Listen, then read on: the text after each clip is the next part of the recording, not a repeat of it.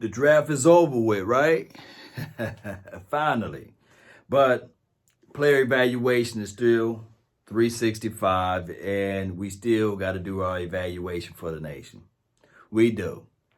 I would give this draft grade a flat out A. They exceeded my expectations. They did everything that we wanted to do, and they did it. They just did it. They didn't do this half stuff. They just went out and said, okay, best player available. We're not going to reach. We're not going to go out there and say, okay, we need this and we need that. No, they went off best player available. That's who they went after, best player available. And when we look at this list, we're going to start from the bottom and then work our way to the top, okay? DiNucci. I hope I said the man's name right. He's the quarterback. Delivery of the ball explodes. He's very elusive in a sense as relates to his run ability. So we will see what the quarterback can do from James Madison. Everybody know that sometimes when you're looking at the quarterback play, you always want to really take a look and pull the trigger on your quarterback to see whether or not you can squeeze the next Tony Romo. Squeeze the next Tom Brady. He was drafted late in the round. I'm not saying that Tom Brady was drafted in the 7th round like this guy Ben, but you get what I'm saying. You get the drift, right? So leave no stone unturned. So they went out and they got this guy. Maybe he can be an arm guy, or maybe he can be the next best thing since sliced bread. We don't know.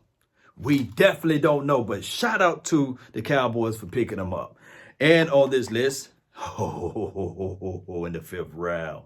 In the 5th round. Everybody that's been live with me on these 4 and 5 hour streams. Me, Big Game James, Skywalker, still with the new field. And of course, we had my guy, Voch Lombardi, to call in. And boy, Shango, boy, we had a great time. Bradlee Anae. You know, I've been sitting there telling everybody like, hey, he will be a late round still. I was with the belief that even if it's in the 4th or what have you, it will be great. Or even if you trade up into the 3rd to get him, it will be great. We fooled around, got this brother in the 5th. Let me repeat, we got him in the 5th from Utah. I can tell you this, the cons. I'm going to start off with the cons first. He's not a bendy guy. He don't have long arms or what have you. And his body is kind of like tightly winded, basically. However, his hands, his technician, he got all of the weapons as relates to hand technique. He knows how to jab. He even know how to bull rush. Had 2.5 sacks in the Senior Bowl, give or take, and he caused us interception, creating havoc. 13 sacks last year in 2019, 30 collective sacks in his particular collegiate career. I think that he got a high motor. He plays with, hey, I'm going to play through the echoes of the whistle. And he got that aggressive demeanor, that aggressive nature about himself. And I think that the kid is going to really, in this particular system, and the confines of this system, I think he's going to work out.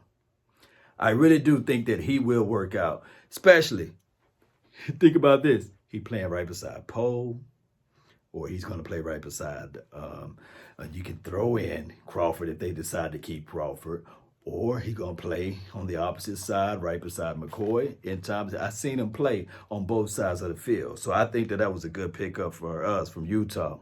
Now, Tyler Biadasz, or somebody call him Tyler Biadasz, that's his nickname, the center from Wisconsin. Let me tell you something. Remember, I was talking about the center position as one of the hardest positions to learn in the National Football League. When you play in center, you touch the ball 100% of the time. Not 99, not 97, not 98, 100% of the time when you are the center. Oh, what else the center do, Law? Call out to Mike. Mike! Oh, slide protection.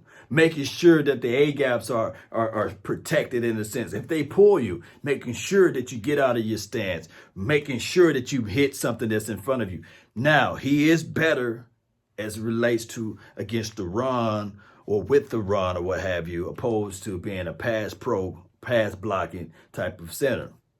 we will work on that. These are not all finished products. When I look at this particular draft, I look at people, how we can elevate their game. Remember this, if you don't hear nothing else from me, if you just understand this, football is always a progressive type of stage.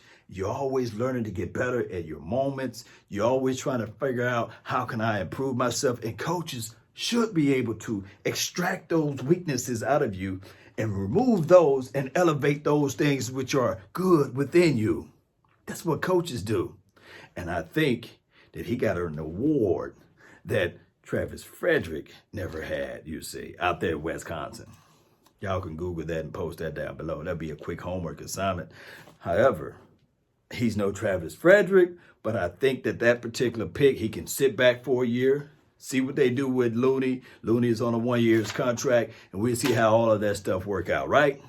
Are you guys following along with me? Let's continue to grind, baby. But I love that. I love that. I love it. I love it. Oh, in the 4th. Okay, Law. How do you feel about Reggie? Oh, Reggie, loving you is easy 'cause you're beautiful.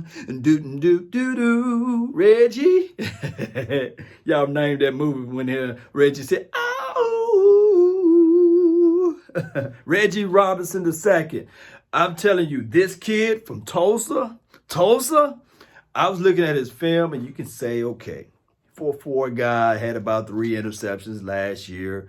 A very physical corner, 6'1".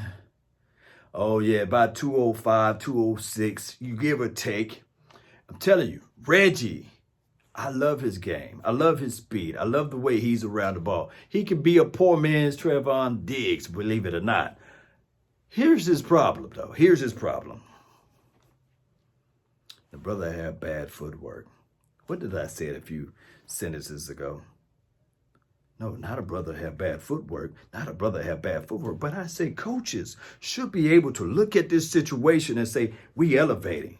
We're trying to figure out how we can improve your overall collective game to get you on the right page so that everybody can be singing from the same hymnal, so everybody can be on the same page. And that is what Reggie will have to go through. He will have to learn. He will have to see what type of system we're going to go into. Oh, we still got Maurice Kennedy. Oh, we still got the other kid that I'm going to mention later on.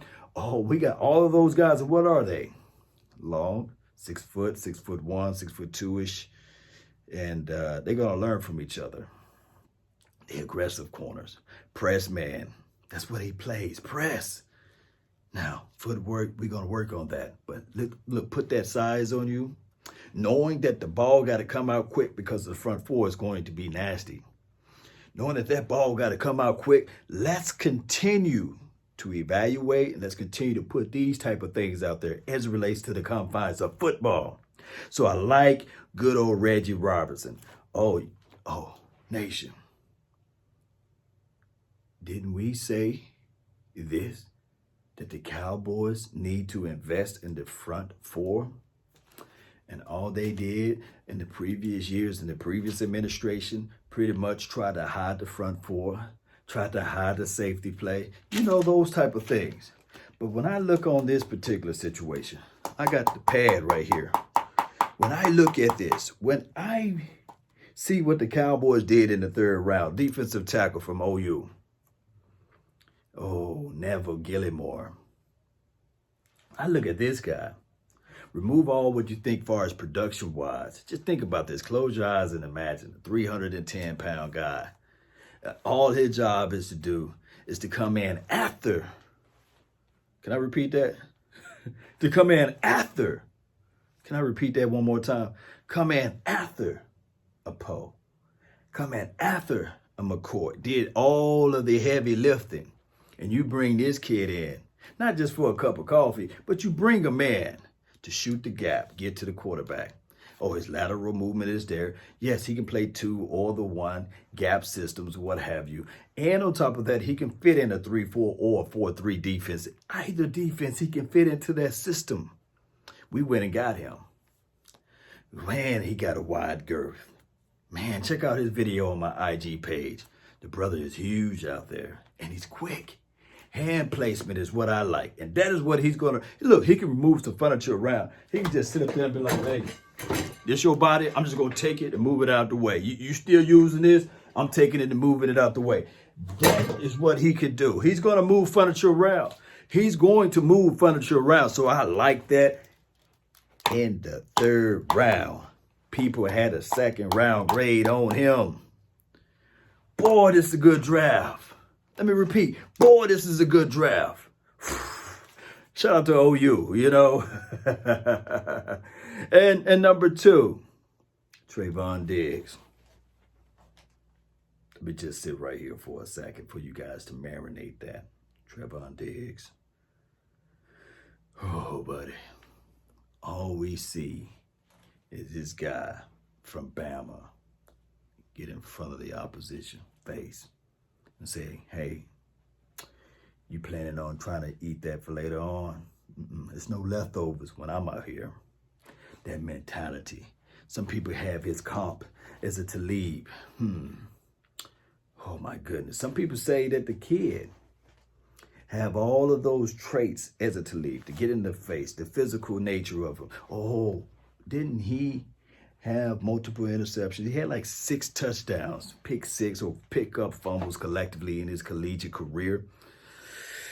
Whew.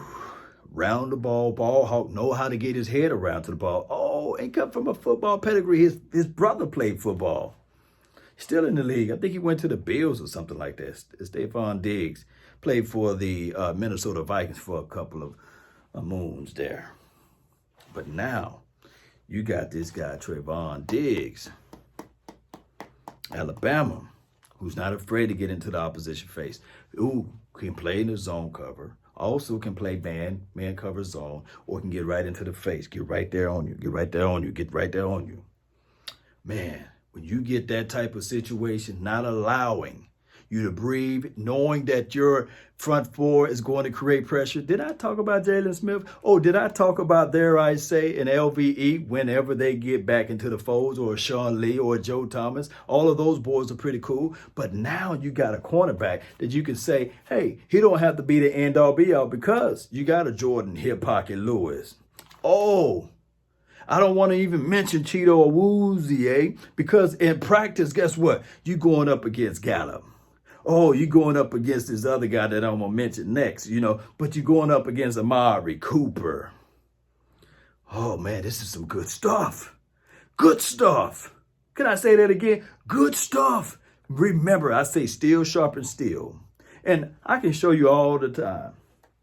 Going back to our third round draft pick, it was a Gallimore, right? Defensive tackle from OU. I can go back and forth and talk to you guys about Tristan Hill, where we picked him up in the second round last year, what have you. And some people could say, hey, he could have slipped to the third. Well, that's the story of a different day. However, I can say this. I can give you guys a book all day. Hey, Law, what this book is on how to swim. And you can read that book from cover to cover. And you can say to yourself, man, I'm an expert on learning how to swim by this book that Law gave me. But baby, let me tell you something. Until you get in the water and do a few backpedaling, swim around a little, you won't know how to swim in actuality. And what I'm trying to say to you all is that Tristan Hill last year, due to this coaching staff, did not put him in the water. Only gave him in the shallow end. In the Miami game, hey, swim in the 3 feet, baby. Swim in the 3 feet. No. Oh, if we want to get into the deep end, oh, he can get to the 5, but no, don't let him go past the rope. That's what they did with Tristan. So we don't know what we got out of Tristan. But one thing that I can say is, if this new coaching staff, remember what I said a couple of minutes ago, coaching's supposed to be able to elevate, not deviate, no hesitation for the nation, but elevation. Being able to train this person from this level and raise them up to this level, to higher elevations. And that, my friend, is what this new coaching staff is doing so far. The elevation for the nation. All right. So with the first pick, oh, did I give out grades already? I already gave this draft an A. This whole entire draft, I gave it an A already, right? We gave this draft an A. But with CeeDee Lamb from OU, I had no thoughts at all of CeeDee Lamb making it there. But my guy, Big Game James, he put it on paper. He literally had CeeDee Lamb as the 17th pick, and he had Trayvon Diggs at the 51st pick. That boy, he need to give me the lottery numbers. Shout out to my dog, Big Game James. Everything else remained the same. He literally had that. That's crazy. That is flat out crazy. And the only one I got is Bradlee Anae. You know, I got Bradlee Anae right. You know, I got the, Diggs. I kind of liked him. You know, I had Diggs above A.J. Terrell, and A.J. Terrell went with the 16th pick. So, hey, cut me some slack, Cowboy Nation. However, this CeeDee Lamb, I had some people to say, hey, Law, what is he great at, Law? Some people said, he ain't that quick, Law. I'm sitting there like, man, baby, look at the tape. Trust the tape. He high point the ball, second to none in this draft. Oh, his route concept, second to none in this draft. Yak. Yards after catch, for those who don't know, second to none. People are just bouncing off of him like water on a duck back. The brother is just that smooth in and out of his transitions. Oh, but he did that at OU and this type of program. Don't worry about it, baby, because he's going right into the best program possible for him. He's not, well, look, Cowboys are not looking for him to be the end-all, be-all, believe it or not. They're looking at him saying, okay, we're going to move you like a chess piece. Last year in Cowboys land, we were playing checkers. Now we finna play chess on both sides of the ball. Tell me where I lied at. This guy is actually short area quickness. You can put a big old check mark there. Competitive. You can put a big check mark there. Oh, in big game situations, you can put a big old check mark there because he can catch the deep balls that's over 25 and 30 yards. He can do that and come down with the toy. They throw the toy up, he's coming down with it. He's coming down with it. Oh, so what you gonna do? When it's a man-to-man defense, and you know good and well they're going to cheat and favor Amari Cooper's side. I don't care what nobody says. Even with a half of a leg or a broken down fibula or whatever it is, a stretched out hamstring and all of those other nefarious things that was going on with Amari Cooper, his numbers were still up there. I think he had over 7 to 8 touchdowns or something like that last year. And if this guy can just be healthy and you still got Gallup and you still got Lamb, it's going to be nasty, Cowboy Nation. And I'm not even talking about Blake Jarwin or Tony Pollard or Ezekiel Elliott. Think about this. Let this sink in. Okay, Law, we want to give all of the pressure to the quarterback. Oh, the quarterback can't hit water if he fell off a boat. All he did last year was threw for 5,000 or close to 5,000 yards, whatever his number was. But collectively, this offense pushed out a lot of yards, right? But Lord, he's this, he's that. I want you guys to go back and look, open up your eyes, your natural eyes on what Amari Cooper did against, okay, he did that against those top cornerbacks. But look over on the opposite side. Oh, the Gallup against your 2s and your 3s cornerback. He ate. Gallup flat out ate, even with his 11 drops. Oh, but we had Randall Cobb. Don't you think that this guy coming in, CeeDee Lamb, he's bigger, he's better as it relates to in and out of his cuts, high point the ball like no other, yak. Watch how nasty he's going to do it in the slot. Or if they do a rotational, they say, look, on a certain lineup, these guys can play all of the positions as it relates to wide receiver. It's no droppage as it relates to route combination and route concept that these wide receivers Gallup. Oh, this wide receiver, CeeDee Lamb. You see CeeDee, TD Lamb, wide receiver OU. Oh, Amari Cooper, you can kick him in the inside and let him run the slot if you need it. If needed, he can do that. So there's no weaknesses as it relates to these wide receivers route concept. You got one that can take the top off the defense. And I'm talking about Amari Cooper. Oh, this guy too. The subtle hesitation and the way he runs at the top of his route and he breaks and open up. Boy, it's crazy. It is flat out crazy. So I'm looking at all of those things, Cowboy Nation, and this draft is A+. Not A-, not A flat, A+. Some people can give it a B. Some people can give it a B+. But you'll be really foolish if you say C or D or F. You'll be real foolish. just giving you guys the cheat notes right now to the test. Nevertheless,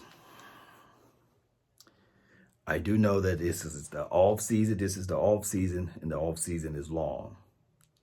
But when we get this thing out there, this evaluation is still not over with.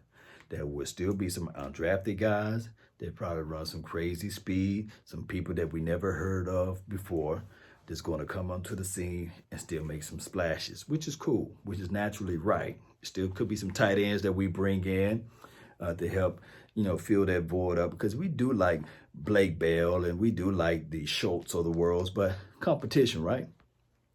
Might bring in a safety or what have you. Who knows? So I want to know your thoughts. I want to know how you guys feel about this draft, this 2020 class.